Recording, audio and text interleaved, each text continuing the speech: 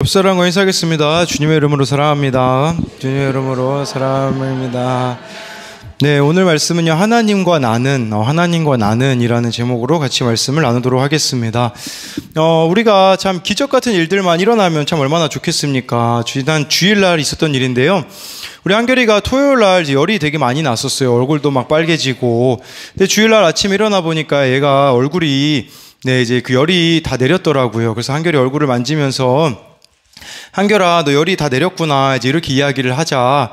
한결이가 그렇게 얘기하더라고요. 예수님이 고쳐주셨다고.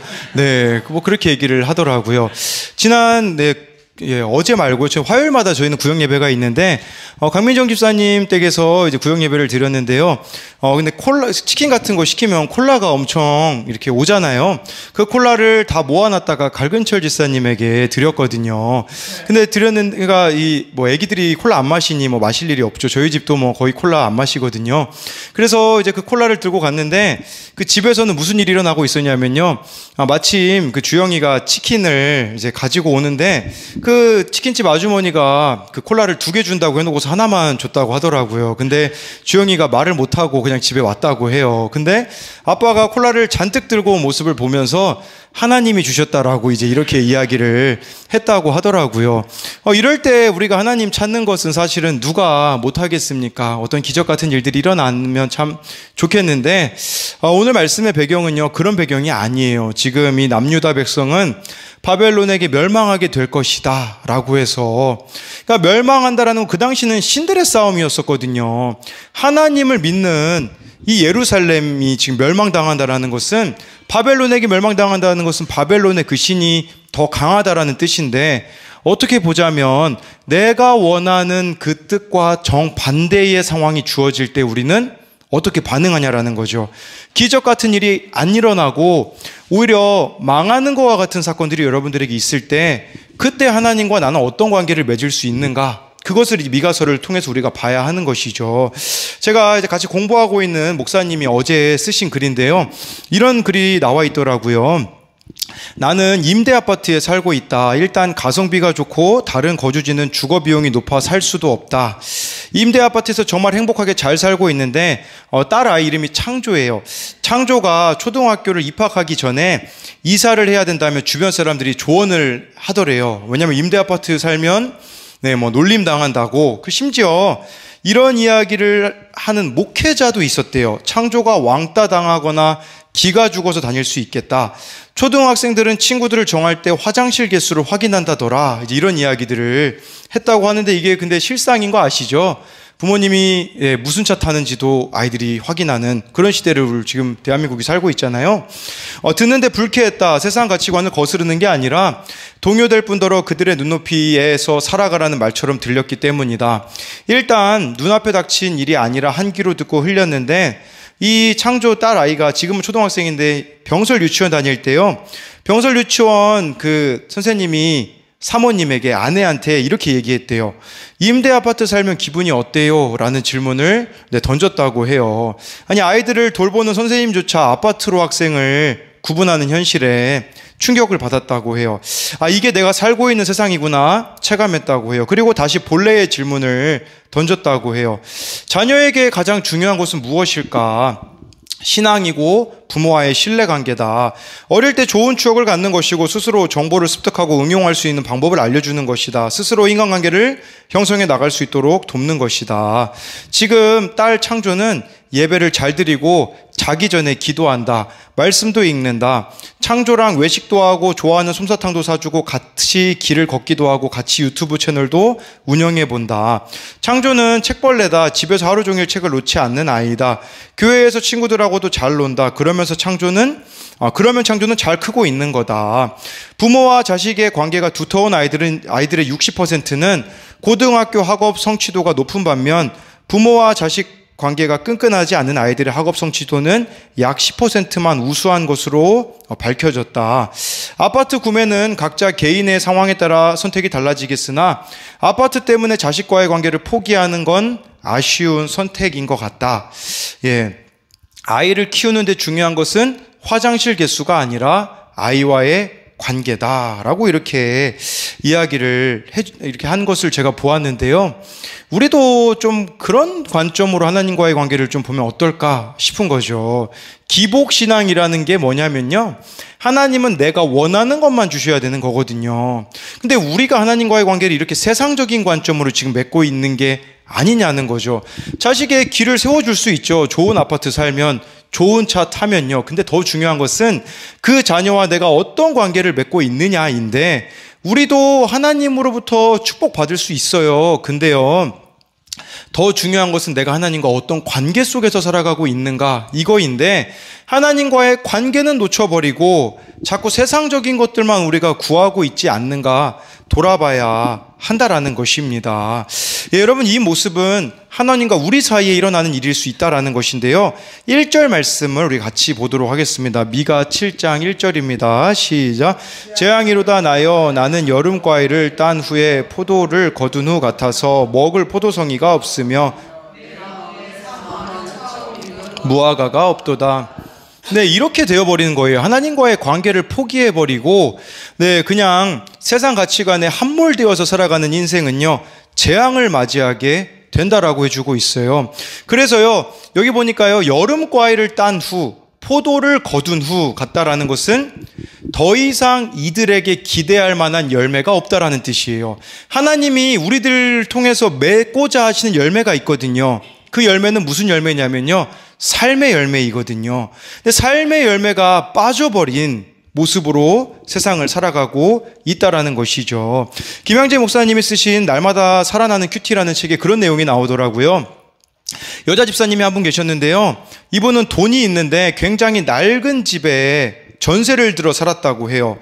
방에는 온통 주워온 가구들 뿐이고 너무 허름해서 드나드는 사람들마다 좀 제대로 해놓고 살라고 이야기도 했다고 합니다. 내 집은 저기 지방에 있는데 왜 쓸데없이 전셋집에 돈을 들이냐는 것이었어요. 사실 그분이 지방에 50평 아파트를 사놓고서 그 집을 꾸미는 걸 낙으로 살고 있었어요. 서울에서는 장사하고 있기 때문에 지방에 있는 그 집을 꾸미려고요, 새 아파트에 오늘은 자개장롱, 오늘은 가죽 소파, 오늘은 대형 식탁 하나씩 장만해서 집을 꾸리는 재미가 쏠쏠했다고 합니다. 근데요, 그분이 하루아침에 사고로 돌아가셨어요. 그 50평짜리 아파트에서 하루도 살지 못하고 자기가 이 사놓은 모든 게 다 물거품이 됐죠.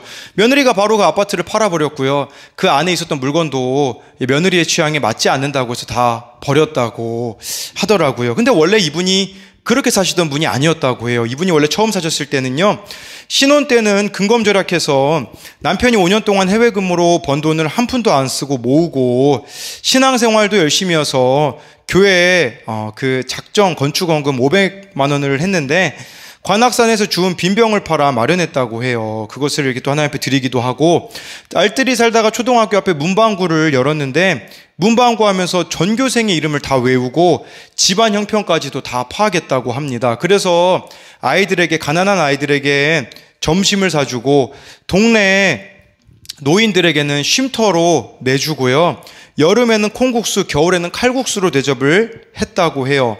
그리고 이분은 돈이 없어서 그 양말 한 켤레도 잘 못 사지만 새로운 분이 교회 나오신다고 하면 택시비까지 내줄 정도로, 네, 그렇게 열심히셨다고 하더라고요. 그래서 하나님이 축복해 주셔서 5년 만에 3층 집을 샀고 그 집을 처분해서 아까 말씀드린 그 50평짜리 아파트를 산 거죠. 그때부터 인생의 목적이 달라지기 시작한 거예요. 그때부터는 내 집을 채우는 것에, 그러니까 하나님의 집인 그 교회를 채우는데 원래 목적이 있던 게 아니라 이제는 내 아파트에 그 가구를 채워놓는 거, 그러다 보니 사람이 변해서 인생의 마지막이 망가졌다고 합니다. 아파트를 장만해놓고 1,000만 원이 넘는 장롱을 마련하기 위해 열심히 일하고 화장대 마련하기 위해 일하고, 그분이 진짜 천국을 누렸던 삶은 초등학교 앞에서 문방구를 할 때였었다라고 이렇게 할 수 있는 것이죠. 우리가 돌아봐야 되는 것은 그거예요. 뭐냐면 나는 날마다 어떤 삶의 열매를 맺고 있는가라는 거죠. 여러분, 그렇기 때문에 마태복음에서 그렇게 예수님께서 말씀하시잖아요. 주여 주여 하는 자마다 다 천국에 들어가는 것이 아니라 내 뜻대로 행하는 자가 들어가리라 라는 말은 끝까지 이 삶의 열매를 잘 맺은 자만이 천국에 들어가는 것이지, 처음 내가 주님을 어떤 감격으로 만났느냐, 감격보다 더 중요한 것은 그 감격이 지금도 이어지고 있고 이후에도 이어지고 있느냐라는 것이에요. 내 삶의 목적이 처음 주님 만났을 때 그 구원의 은혜가 끝까지 유지되고 있느냐, 이 열매를 하나님께서 우리들에게 원하신다라는 것이죠. 그러나 우리들의 실상은 어떻습니까? 문제만 해결되어지면 다시 옛날로 돌아가는 게 우리들의 모습이 아니겠습니까? 자, 지난주 말씀드렸잖아요. 자전거를 잘못 타가지고 거의 치질 수준의 고통을 겪었다고 말씀을 드렸잖아요. 그때 정말 제가 무슨 다짐을 했냐면, 이제 이번 기회로 살도 좀 빼고, 이제 좀 자전거도 덜 사랑해야겠다. 그랬거든요. 나았거든요. 어떻게 된 줄 아세요? 다시 옛날처럼 먹고요. 다시 옛날 모습으로 돌아가려는 저의 모습이 있더라고요. 마찬가지로 늘 주님 앞에 우리가 하루하루 주님 앞에 서지 않으면요, 우리는 흘려 떠내려갈 수밖에 없는 존재라는 거예요. 그랬을 때 우리 2절 말씀 계속해서 읽어보도록 하겠습니다. 시작.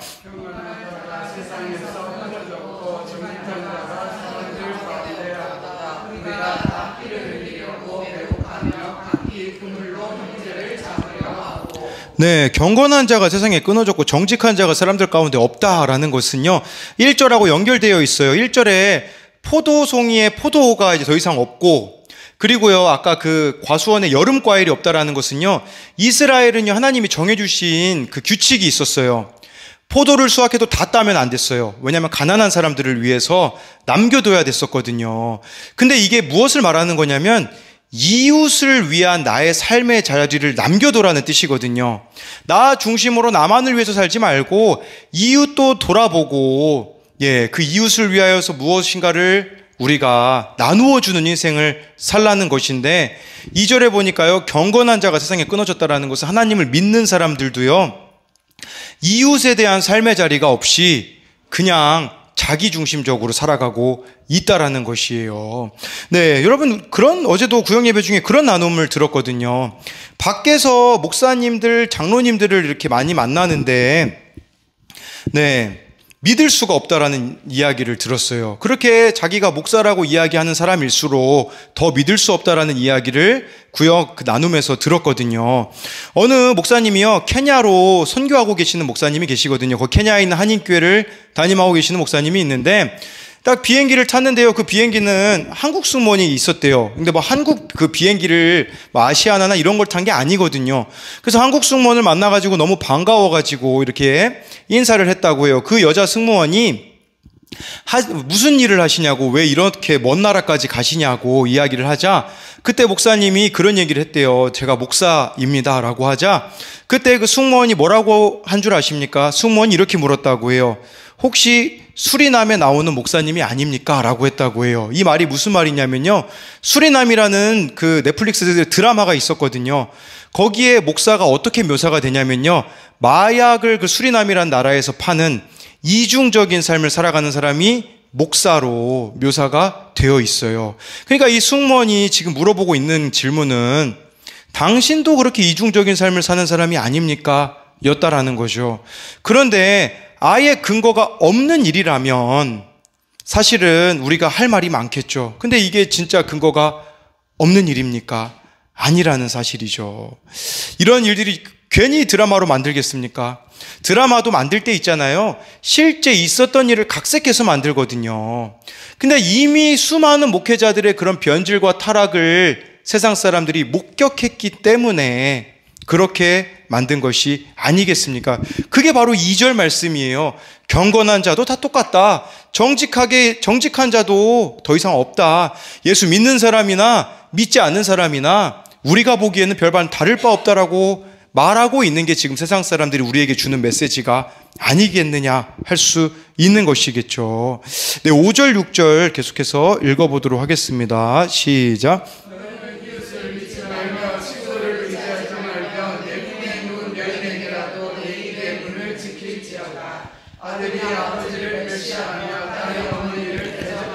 며느리가 시어머니를 대적하리니 사람의 원수가 곧 자기의 집안 사람이로다.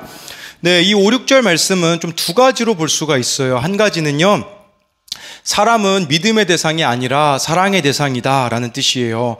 그 누구도 믿을 만한 사람이 없고, 하나님 없는 인생들은요, 다 이처럼 이웃이나 친구나 품에 누운 여인이나 6절에 보니까 아들, 아버지, 딸, 어머니, 며느리, 시어머니, 예, 다 믿을 만하지 못하다라는 거 지금 대한민국에서 일어난 일 아닙니까? 하나님이 없다 보니까요. 심지어 그런 일도 제가 뉴스에서 봤어요. 이게 어떤 일이냐면, 아버지가 딸을 데리고 이제 재혼을 한 거죠. 그 재혼한 아내가 아들이 있었거든요. 근데요, 이 아들이 나중에 어떤 일을 저지르냐. 이 아버지와 재혼한 아버지와 어머니 사이에서 또 아이가 태어나거든요. 남자아이가 태어나는데, 그런데 이 어머니가 이 아이를 너무 사랑하자 원래 전 남편에 있었던 그 아들 있잖아요.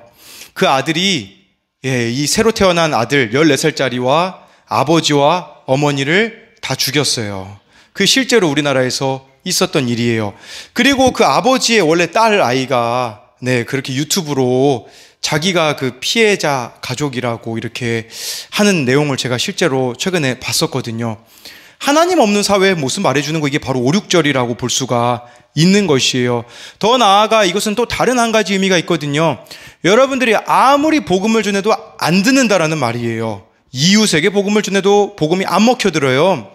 네, 여기 6절에 보니까 가족들에게도 끊임없이 예수님 믿으라고 하는데 안 먹혀드는 거죠. 무엇이 문제일까요? 우리는 문제를 항상 외부에서 찾거든요. 안 믿는 저들이 문제다라고 생각을 하는데요. 1절부터 맥락에서 보면요, 문제는 다른 데 있지 않아요. 내가 문제다 라는 것을 하나님께서 지금 우리들에게 말씀해 주고 있는 거예요. 끊임없이 관계들 속에서도 불편함이 있고 여러 가지 어려움들이 있는데, 그것은요, 하나님 앞에서 내 모습을 보라고 주신 기회라는 사실이에요. 그렇기에 오늘 말씀의 이 미가라는 이 선지자는요, 이 절망적인 상황 가운데 어떻게 하는 줄 아십니까? 7절, 8절에 보면요, 신앙 고백이 나와 있어요. 우리 같이 읽어보겠습니다. 시작.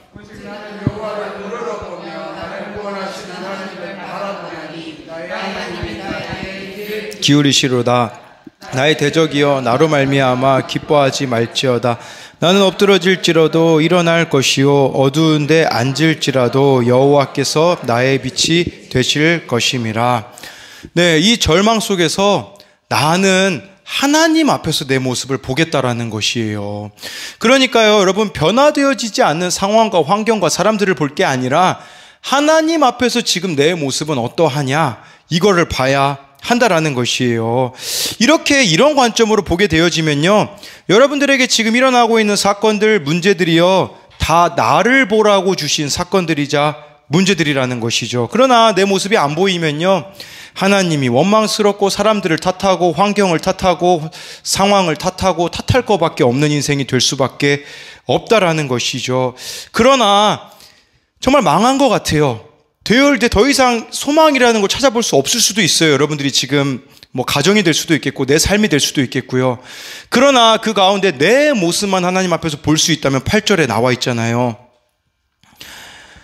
엎드려질지라도 일어날 것이요, 어두운데 앉을지라도 여호와께서 나의 빛이 되어주실 것이다 라고 말씀해주고 있는 것이에요. 죽을 것 같고 망한 것 같은데 하나님 앞에서 내 모습을 보면요, 일어날 수 있고 살아날 수 있다라고 하나님 우리들에게 분명히 말씀해주고 계시는 거예요. 그렇기 때문에요, 저는 이 빛이라는 단어, 여호와께서 나의 빛이 되신다, 제가 제일 좋아하는 성경 말씀이 시편 119편 105절이거든요. 주의 말씀은 내 발의 등이요 내 길의 빛이니이다. 우리가 왜 맨날 큐티하라고 하냐면요, 그래야 망하는 사건 같은데 내 모습을 보고 살아날 수 있기 때문이에요. 발등상에 빛이 되어서 인도해 주시기 때문에 어떤 어려운 사건이 와도 그날 말씀을 보면서 내 모습을 보기에 네, 이렇게 살아날 수가 있다라는 것이에요. 그래서 제가 요새 조금 바꿔서 하고 있는 건 뭐냐면요, 새벽 기도 때만 말씀 보지 않습니다. 우리 청년들이 매일 큐티를 이렇게 나눔을 올리거든요, 카톡방에. 그거 볼 때마다 또 본문 말씀을 다시 한번 봐요. 다시 한번 보고 청년들 기도 제목 적고, 예, 나눔들 보고 기도 제목 적고, 또 다른 청년이 올리면 또 그날 말씀 또 보고, 어려운 문제 있으면 또 그날 말씀 보고, 그러다 보니까 하루에 이 그날 본문 말씀만 해도 수십 번을 보게 되어지는데, 놀라운 건 뭔지 아세요? 옛날 같으면 이런 문제가 있으면 무너질 사건인데요, 무너지지가 않더라고요. 평안해지게 되는 것을 경험하게 되더라고요. 그리고요, 해야 할 말을 할 수 있고 하지 말아야 될 말을 하지 않을 수 있고요, 감정을 따라 말하는 게 아니라 그날 말씀을 따라서 말하기 때문에 부작용이 없더라고요. 지난주 토요일 날도요, 어느 청년하고 이렇게 이야기해 줘야 될 게 있었어요. 근데 그 청년도요, 그냥 제 지식과 제 경험과 제 방식을 얘기한 게 아니라 그날 큐티 말씀을 하나하나 설명해 주자 그 친구가 그렇게 고백하더라고요. 저에게 주시는 말씀이네요 라고 하면서 지금까지 적용하지 못했던 것들을 적용하는 모습을 보게 되었어요. 지난주 토요일 날 어느 청년이 나눈 큐티 말씀이거든요. 큐티 그 묵상 질문이요, 내 주변에 힘든 식구나 친구가 있는 것은 나를 힘들게 하시려는 사건이 아니라 나의 구원을 위해 허락하신 일임을 깨닫고 있습니까? 이 질문에 대해서요, 이 청년이 묵상한 내용이에요. 어제 금요기도회 후에 오랜만에 어머니의 집에 왔다. 그런데 들어가려고 문을 여는데 담배 냄새가 심하게 났다. 에이, 옆집 냄새겠지 하면서 들어왔는데 우리 집에서 나는 냄새였다. 나는 놀랬다. 그래서 어머니에게 화를 냈다. 엄마, 이러면 나 집에 다신 안 올 거야. 담배 끊어주라 제발. 이렇게 화를 냈다. 어머니는 외로워서 피는 거야 라고 하셨다. 놀라서 바로 예배하자고 하고 무릎 꿇고 정말 간절하게 어머니와 가정 예배를 드렸다. 예배를 하면서 하나님께서 나의 기도와 고백을 바꾸셨다. 회개하게 하셨다. 내가 정신을 못 차리니까 어머니를 사용해서라도 나를 구원에 이르게 하려고 하셨음을 알게 되었다. 내가 어머니 집에 오지 않고 살아가고 매일 엄마를 위해서 기도하지 않았음을 보게 하시면서 엄마가 담배를 피우게 된 것은 나 때문임을 인정하게 하셨고 그 자리에서 회개할 수밖에 없었다. 주님, 죄송합니다. 제가 잘못했습니다. 제가 주님을 찾지 않았습니다. 엄마를 위해 기도하지 않았습니다. 내가 깨어있지 않았습니다. 주님, 용서하여 주세요. 이제 매주 올게요. 기도하는 거 쉬지 않을게요. 주님, 저희 엄마 안에 있는 외로움 좀 주님의 사랑으로 채워주세요. 저희 엄마 다시 회복하게 해주세요. 주님, 제가 잘못했어요. 이런 기도가 나왔다. 그리고 엄마한테 미안하다고 사과드릴 수밖에 없었다. 엄마 미안해. 내가 엄마를 돌보지 않아서 미안해. 그리고 나서 엄마는 정말 나의 구원을 위해 수고하고 있는 사람임이 너무 느껴져서 엄마한테 오히려 고마운 마음, 미안한 마음이 들었다. 저는 이 고백에서 좀 마음이 무너졌어요. 이 청년이 이렇게 얘기하더라고요. 우리 엄마는 최고의 엄마다. 아니, 어떻게 이런 얘기를 할 수 있을까? 이 아이 엄마는 조현병의 환자시거든요. 사랑받아야 될 나이에 사랑을 못 받은 아이인데 어떻게 이렇게 우리 엄마는 최고의 엄마다라는 고백을 할 수 있을까? 내가 조금이라도 하나님과 소홀해지면 바로 우리 엄마가 나를 힘들게 함으로 내가 주님 앞에 무릎 꿇을 수 있도록 도와주는 사람이다. 얼마나 감사한가. 깨어있을 수밖에 없는 가정에 속해 있는 것은 참 축복인 것 같다. 반대로 생각해보면 내 구원을 위해 수고하고 있는 우리 엄마가 행복해지고 삶이 평안하려면 내가 똑바로 자기 부인하고 내가 똑바로 깨어있어야 함을 절실히 느낀다. 내가 잘 살면 된다. 내가 십자가 앞에 제대로 무릎 꿇으면 된다. 내가 주님께 제대로 엎드리고 모든 걸 맡겨드릴 때, 내가 변화될 때, 주신 마음에 순종할 때, 주님이 일하실 수 있도록 할 때 우리 엄마는 행복해지고 삶이 평안해질 것이다 라고 이렇게 이야기를 해주더라고요. 사실 인간적인 관점으로 봤을 때는 나를 힘들게만 하는 엄마 아니겠습니까? 그러나 하나님의 관점으로 내 모습을 보니 이 엄마는 나를 깨어있을 수 있게 만들어주는 최고의 엄마이구나라는 거죠. 이런 관점으로 보셔야 된다라는 거예요. 상황과 환경과 사람들이 여러분들을 힘들게 합니까? 깨어있으라는 뜻이 아니겠습니까? 더 이상 이 세상에 소망 그만 가지고 하나님께 대한 소망을 좀 가지라고 우리에게 주신 사건들이 아니냐라는 것이겠죠. 하나님 앞에서 내 모습을 보라는 그 사건을 여러분들이 잘 말씀 앞에서 분별해 나가야 한다라는 것이죠. 하나님 앞에서 여러분들이 여러분 모습만 보면 어떤 일이 벌어지는 줄 아십니까? 11절, 12절 말씀이에요. 우리 같이 읽어보도록 하겠습니다. 시작.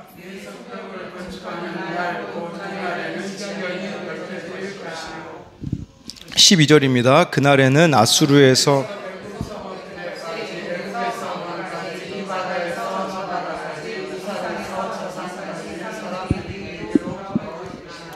네, 이 말씀의 의미는 뭐냐면요. 남유다가 바벨론에 70년 동안 포로 생활을 합니다.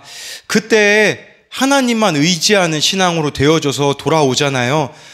그 바벨론 포로로 끌려가서 내가 죄인이었구나. 내가 하나님을 떠나 살았구나. 깨닫고 하나님 앞에 돌이켜서 돌아오게 되어지면요. 11절에 지경을 넓혀주신다라고 말씀해 주고 있어요. 내 생각에는 도무지 해결되어지지 않을 것 같은 사건들도 해결되어지고, 내 생각에는 도무지 하나님 앞에 돌아오지 않을 것과 같은 사람들도 나를 통해서 하나님 앞에 돌아오게 되어진다라는 것이에요. 정말 나의 죄인됨을 보고 회개하며 나아갈 때에요, 많은 이웃들이 주님께로 돌아오게 되어지는 역사들이 여러분들을 통해 일어나게 되며, 이게 우리가 맺어야 될 삶의 열매라는 것이에요. 내가 하나님 앞에 바른 삶을 살아가면요, 나의 이웃들은요, 우리들에 대해서 관심을 가질 수밖에 없어요. 세상 사람들은 다 이렇게 생각하고 이렇게 살아가는데, 저 사람은 도대체 무엇이 그 안에 있기에 저렇게 살아가는 것일까? 왜 저렇게까지 할까라고 고민하며 우리 안에 계시는 그 하나님을 발견하게 될 것이고, 그 사람들이 돌아오게 될 거라는 사실인 것이죠. 그러니 하나님 앞에 우리 모습을 보는 게 문제의 해결이자 하나님의 그 구원의 역사들이 여러분들을 통해 이루어지는 통로라는 사실이라는 것이에요. 어제 저희 다른 청년이 이렇게 또 올린 큐티 나눔이거든요. 어제 나눔 그 질문하기는, 요즘 내가 원수처럼 여기는 가족이나 이웃은 누구입니까? 모든 인간관계를 파괴하는 내 속의 욕심은 무엇입니까? 이 친구가 묵상한 내용은요, 요 근래 전 교회 친구들에게 갑자기 전화가 왔다. 그 친구는 애초에 교회를 거의 안 나와서 나쁜 감정이나 그런 게 없고, 내가 갑자기 어느 날 교회를 옮긴 정도로 알고 있다. 그 내막에 대해서 알지 못한다. 한 달에 한두 번 정도 그 친구와 게임으로 연락을 한다. 근데 뜬금없이 전화를 한 적이 없는데 전화가 왔던 것이다. 받아보니 우리 집 바로 앞에 있는 술집에서 술을 마시고 있는데, 같이 마시고 있는 사람이 나를 전도했지만 쫓아내 듯 했던 그 친구다. 교회 청년 3명이 술집에서 그러고 있는 개탄스러운 상황이었다. 어쨌든 상황을 잘 모르는 친구가 우리 집 옆인이 나를 부르자고 했고, 거기에 있던 일행이 내가 불편하지 않으면 나오라고 한 것이다. 그래서 안 나갔다. 난 굳이 그 친구를 보고 싶지 않았고 술자리에도 나가기 싫었다. 대충 바쁘다고 둘러대라고 하고 전화한 친구에게는 나중에 따로 보자고 얘기를 했다. 근데 오늘 말씀을 묵상하면서 그 사건을 떠올렸고, 그런 얘기를 하더라고요. 내가 만약에 말씀으로 오늘 무장되었다면 그 자리에 가서 술을 마시지 않았지만 그 친구들에게 해줄 얘기가 있었을 텐데, 그렇게 하지 못한 것이 돌이켜졌다라고 하더라고요. 그러면서 이렇게 얘기하더라고요. 어쩌면 이게 테스트였을 수도 있는데 그대로 흘려보낸 것 같은 생각이 들었다. 분명 이런 상황이 또 올 것이라고 생각한다. 근데 마지막에 이런 고백을 하더라고요. 아빠와 마주해야 하는 순간이 올 텐데 그 상황을 흘려보내지 않도록 잘 준비해야겠다라고 해서, 이 청년에게는 용서하기 싫은 분이 아버지거든요. 나중에 아버지를 마주해야 될 때가 있는데, 그때 하나님의 말씀으로 잘 순종해 가다가 아버지를 마주했을 때 그 상황을 넘기지 않고 직면해야겠다라는 그 고백인 것이죠. 말씀 앞에 내 모습을 보면요, 이 지경까지 넓어지는 거예요. 정말 내가 용서하고 싶지 않은 그 아버지까지도 용서해야 된다라는 걸 마음에 부담을 가지고 있는 이 청년의 모습이 나타나 있는 것이겠죠. 하나님 앞에 내 모습을 보면요, 못할 일이 없어요. 하나님 앞에서 내 모습이 안 보이기 때문에 우리들의 삶 가운데는 못할 일들이 투성인 것이죠. 그런 관점으로 보자면 저도 그렇더라고요.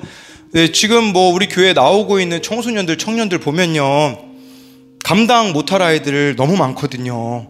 우울증에, 얼마나 많이 아이들이 방황을 합니까? 그리고 어머니가 또 조현병인 아까 그 청년도 있고요. 그런데 놀라운 것은 뭐냐면요, 정말 그렇게 감당할 수 없는 아이들을 하나님께서 계속 저에게 붙여주시더라고요. 우리 어느 청년, 아까 제가 간증으로 나왔던 그 청년이, 제가 어느 집회 가가지고 이렇게 설교한 적이 있어요. 그 청년이 이렇게 저에게 했던 얘기를 설교했는데, 그 자리에 있던 어떤 다른 청년이 그 말씀에서 은혜를 받은 거예요. 근데 이 아이도 자기 어머니가 이제 조현병이었던 거죠. 그 누구에게도 평생 누구에게도 얘기해 본 적이 없대요. 근데 우리 교회 청년이 그 일을 겪고 있다는 얘기를 듣고 용기를 내서 우리 교회 청년에게 연락을 하게 되었고, 지금은 다시 이제 우리 교회로 와서 이 두 청년들이 다 우리 교회에서 신앙생활을 하고 있거든요. 지경 넓히는 건요, 제 능력이 대단한 게 아니라 이런 아이들을 제가 어떻게 품어갈 수 있겠습니까? 저는 그런 경험이 없거든요. 그런 경험이 없지만 그 아이들을 품어낼 수 있는 방법은요, 다른 게 없어요. 이 십자가 앞에서, 하나님 앞에서 내 모습을 보는 거예요. 하나님, 저 이 아이들 품어낼 수 없습니다. 하나님, 저의 죄인됨을 깨닫게 하여 주시고, 모든 일어나는 사건들 속에서 사람들을 원망하고 탓하는 것이 아니라 하나님 앞에서 내 모습을 무엇을 돌이켜야 되는지 보기 원합니다. 목사로서 다른 교회 가면요, 권위 같은 거 내세우라고 해요. 저는 그런 게 없어요. 목사로서 욕도 많이 먹고요, 무시도 많이 당해요. 그리고요, 제 잘못이 아닌데도요, 항상 제가 미안하다고 해요. 항상 제가 죄송하다고 이야기를 하고요. 나이 어린애부터 시작해가지고요, 이건 제가 일으킨 문제가 아니거든요. 근데요, 그냥 미안하다고 하는 거예요. 왜 제가 미안하다고 하는 줄 아십니까? 그것은요, 제가 먼저 주님의 은혜를 알기 때문에, 제가 먼저 믿은 자이고, 제가 먼저 하나님 말씀을 아는 자이기 때문에요. 회개는 누가 하는 건 줄 아십니까? 죄 많이 짓는 사람이 회개가 나올까요? 아니에요. 믿음이 있다라는 사람이 회개하는 거예요. 아까 2절에 나와 있는 말씀처럼요, 경건한 자라면요, 하나님 앞에 경건한 자가 회개하는 겁니다. 하나님 앞에 정직하게 살아가는 자가 회개를 하는 거예요. 대신 그렇게 회개해 주며 나아가잖아요. 그러면요, 그래야 변화가 일어나게 되어진다라는 것이에요. 그렇기에 정말 그날 주시는, 하나님께서 주시는 그 말씀 앞에서 우리가 주님 앞에 회개하며 한 걸음 한 걸음 나아갈 때요, 얼마나 전 자유해지는지 몰라요. 지난주 월요일 말씀이 그런 말씀이었거든요. 사람이 해야 되는 건 하나님과 함께하는 일이라고 하는데, 제가 월요일마다 학교를 가는데요, 얼마나 피곤한지, 제가 목사가 제일 피곤한 날이 월요일이잖아요. 월요일 8시 반에 이제 운전을 하고 대전까지 가서 수업을 듣는데요, 오후 한 4시부터 5시까지 이제 수업을 듣거든요. 그러면 월요일 날 막 너무 졸려요. 막 서 있기도 하고. 근데 진짜 문제는 뭐냐면, 제가 열심히 사역한다라는 핑계로 공부를 열심히 안 하더라고요. 물론 수업은 다 따라가서 뭐 낙제되는 과목도 있나 이런 건 없었으나, 제가 보기에도 제가 최선을 다하고 있지 않더라고요. 근데 월요일날 말씀이 겸손히 하나님과 행하는데 걸리는 게 뭐였었냐면, 교수님 수업을 제가 제대로 안 들은 게 걸리더라고요. 졸고 있고 숙제도 제대로 안 했던 제 모습이 생각나서 교수님하고 대면하는 시간이 있어서 교수님한테 그렇게 얘기 드렸거든요. 교수님, 지난 2년 동안 죄송했습니다. 제가 정말 열심히 공부해야 되는데 사역이 바쁘다라는 핑계로 교수님 열심히 공부하지 못했으니 남은 기간 동안에는 정말 열심히 공부하겠습니다 라고 말하자 얼마나 자유해지는지 몰라요. 여러분, 자기를 부인하고 십자가지라는 것은요, 세상적으로 보기에는 죽는 길인 것 같으나 하나님 보시기에는 사는 길이라는 사실을 저와 여러분들이 기억하심으로써 정말 하나님 앞에서 아까 이 미가의 그런 고백처럼, 그러나 나는 하나님만 바라보겠습니다 라고 고백하며 나아갈 때에 죽는 것과 같은 사건 속에서 살아나는 일들이 되어지는 저와 여러분들이 되기를 소망합니다.